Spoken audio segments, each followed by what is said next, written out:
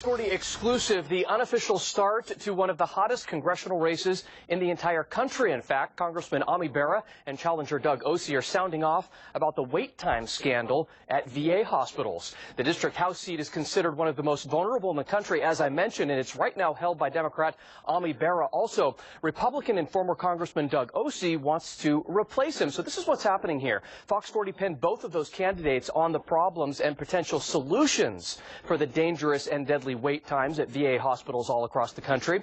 This, as a new report delivered to the president today, urged an overhaul of that massive bureaucracy, one that resulted in 1,700 veterans waiting for care in Phoenix as administrators apparently doctored the numbers to cover those excessive delays.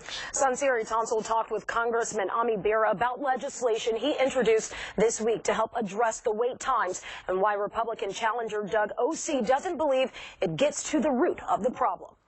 It's not rocket science. It's pretty simple. It will cut costs, but most importantly, it'll serve our men and women. Congressman Ami Bera is talking about his bill to streamline electronic medical records arriving at VA hospitals by 2017. And he's using words like simple and service, things many feel are alien to getting help from Veterans Affairs hospitals these days.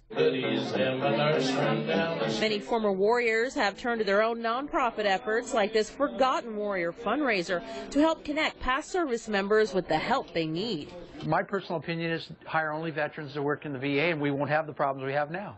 With the fall from grace of VA Secretary Eric Shinseki over appointment backlogs that may have cost some veterans their lives, the candidates in California's 7th Congressional District are battling over how to help increase the doctor pool. Bera's Republican challenger, former Representative Doug Ose, wants to address reimbursement rates under programs like Obamacare and Medicare that limit doctors' take-home pay. So doctors need to get paid more. Doctors expect to be paid for their services.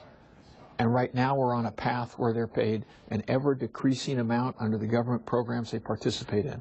Bera disagrees with the money motivator and is pushing his new Doctors Helping Heroes bill, which lets foreign-born American-trained doctors stay in the U.S. longer if they work for the VA. It doesn't solve the crisis, but what it does do is it starts to address one of the issues, making sure there are enough doctors working in the VA system.